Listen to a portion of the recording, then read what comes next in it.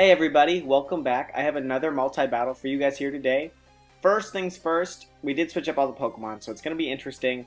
Secondly, last time I said Tessara not only was from Portugal, but a guy. I was incorrect about both of those statistics. Not only is she from Quebec, Canada, but she's also a girl. And apparently Tony told me she won a regional, so congrats. And sorry I called you a guy from Portugal, Tessara. Yeah. We did bring in this time Max instead of April. Max I played in round, what was it? 6, day 1 of US Nationals. We had basically the same exact team. Both of us were fighting for our lives, I think, at that point. We both had 2 losses. So sorry, Max, but you're a great player. And I know he made top cut at somewhere. He's done some good stuff. Alright, anyway, whatever. Let's get on to the teams. These are the Pokemon that they brought. I am paired up with Tessara on this first one. And she's got Sableye, Pinsir, Blastoise, some cool stuff here. Most notably on ChubbyKid's team, that Aggron. Murkrow was kind of like, oh god, what's that going to do? And Max has got this massive Zapdos you guys are going to see in the end of Game 2. He's also brought Boat, which is Lapras, and he's got a Heracross, which you don't see a lot in the VGC metagame, so I thought that was pretty cool.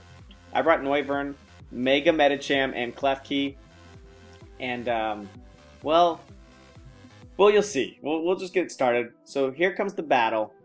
I'm over on this side, as always. Thank God. The good thing about playing on your DS is you're always on the close side. Showdown, you could be anywhere when it saves the battle. That's annoying. But always on the close side, so that's good. I lead with Noivern because I want that Frisk. I want to get as much information about whatever the heck these guys are throwing out, because in multi-battle, you never really can expect anything standard. So I figured, why not?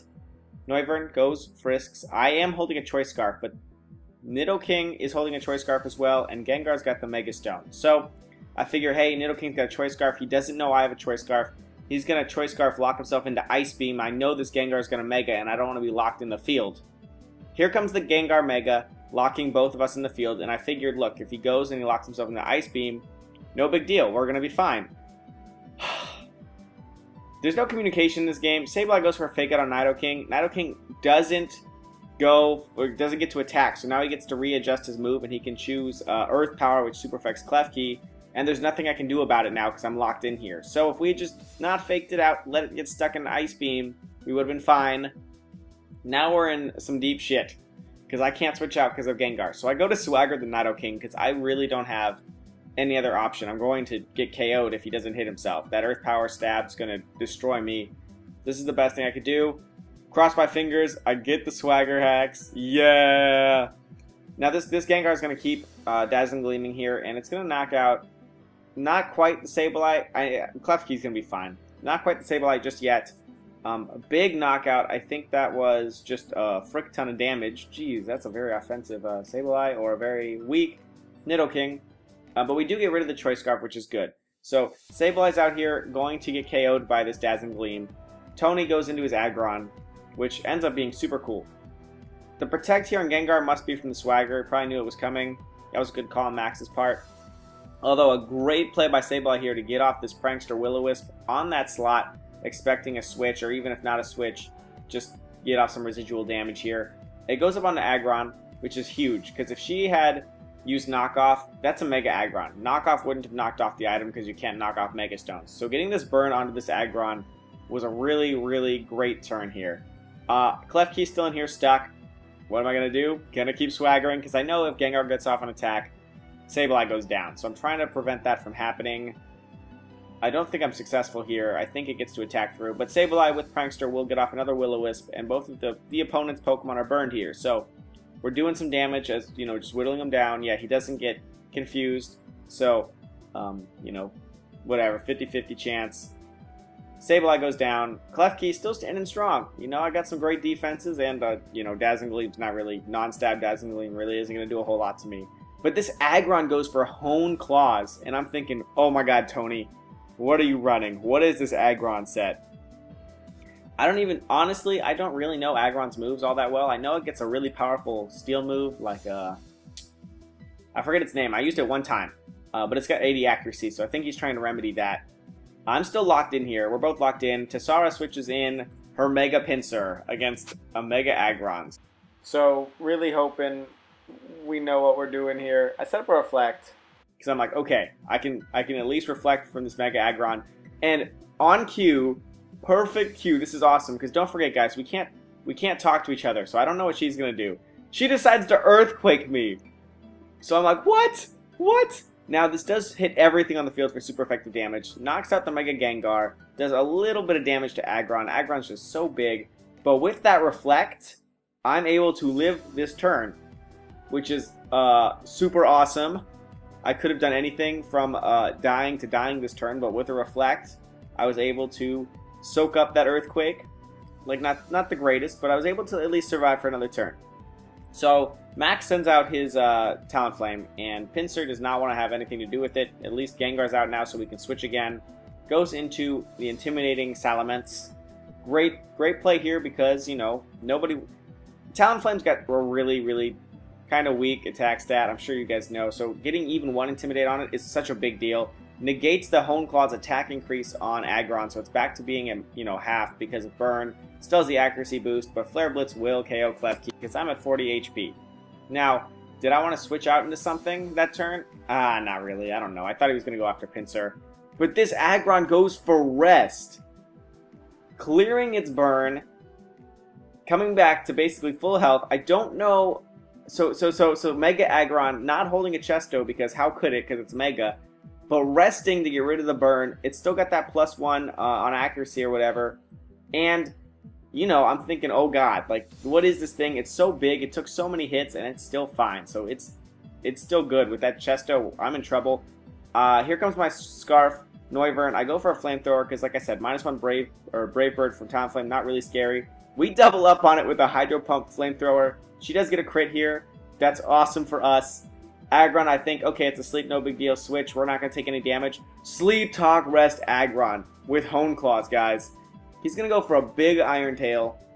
Now, this is what the Hone Claws was for. Look at that damage with a defense drop. Now, oh my god, that's pretty strong, especially for not being at plus anything, right? It got one Hone Claws up, it's got Intimidated, got rid of the burn, but thankfully with that crit Hydro Pump, the Flamethrower, we got rid of it. I don't know if the Salamence is Scarfed, because don't forget, I'm Scarfed, so it could still be slower than my Noivern. I would have gone for some kind of fire move there if I were him, expecting me to get rid of Aggron, because I'm faster and just want to make a safe play, and if he is locked, Hydro Pump. Could miss, that's why I hit the Aggron anyway. Aegislash is going to eat up that Hydro Pump, no problem. Actually, Lefties is going to heal like almost a third of the damage it did. And it's going to knock out Salamence. So, Tessara is down to just Pinsir. I still have Noivern and my Mega Medicham. Here comes Nidoking. Now, don't forget, Nidoking lost its Choice Scarf earlier. But the opponents don't know that I'm carrying Choice Scarf either. So, Aegislash is going to go to Protect in case that Flamethrower, hitting it in the face. I go to Flamethrower the Nidoking. I would have outsped because I had a Choice Scarf, but Tony thinks that knockoff mattered. He's like, oh yeah, I got knocked off. Like, oh, I forgot. But Tony, FYI, I outspeed you anyway. So that's cool. So Tony's down. He lost Aggron. He lost Nidoking. He's down to Gengar. And they both brought Gengar. Wow. And Max has still got Talonflame and Aegislash. I have Noivern and Mega Medicham. And Tessara has Pinsir, Mega Pinsir. So, we still have our Megas on the field. Now, how helpful is Mega Medicham going to be? Well, we got to get rid of this Aegislash because it's going to completely wall.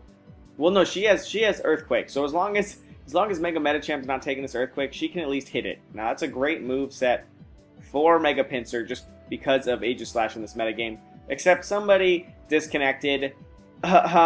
Probably somebody from the other team. Because it looked like we were in a good position. But that was nobody's fault. I think just the internet crapped out.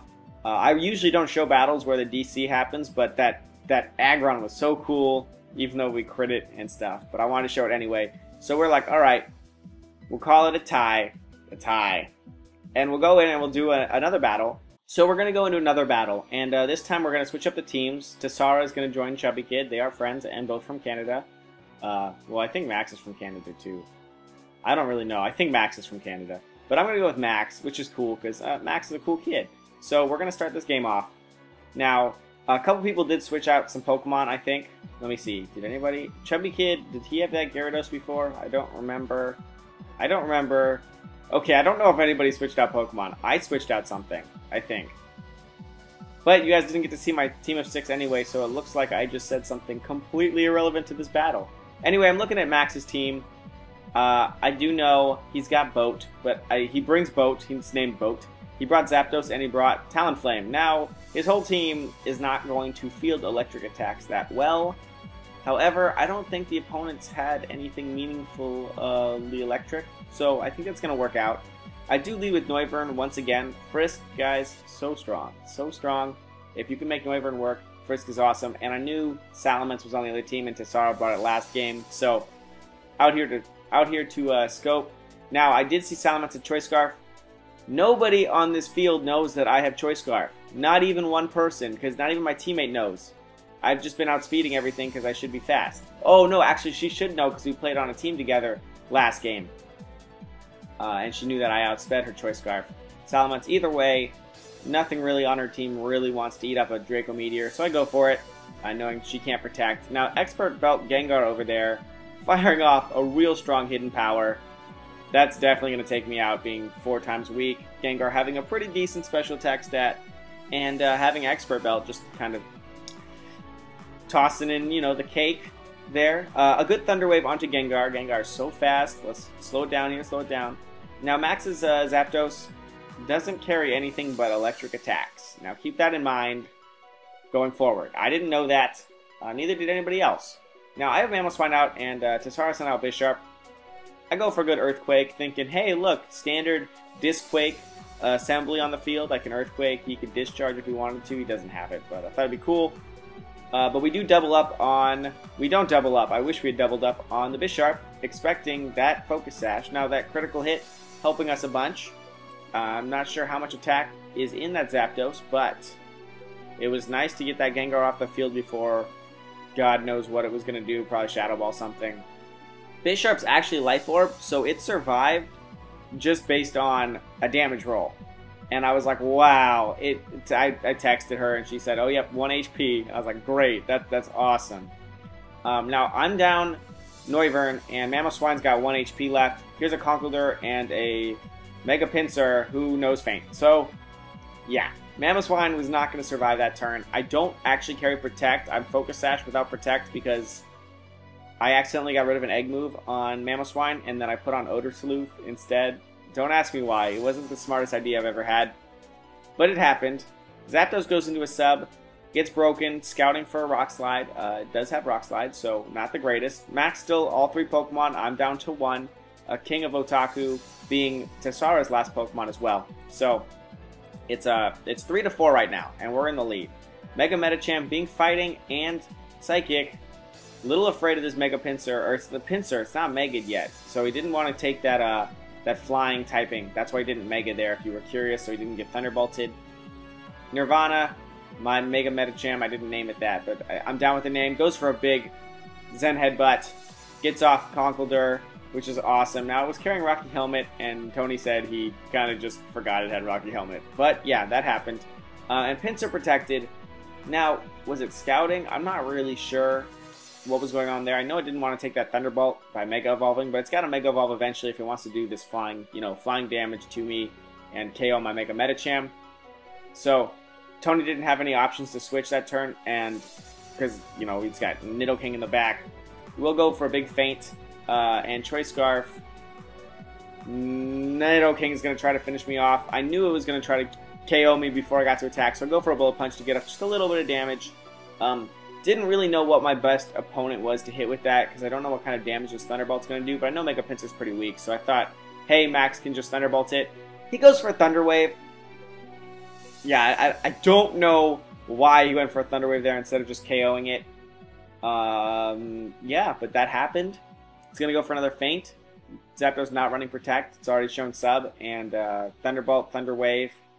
And it hasn't shown its last move, so I guess potentially had room for Protect. Citrus Berry activates. Here's the last move, Roost. And this game's going to get really annoying really fast once this Mega Pinsir goes down.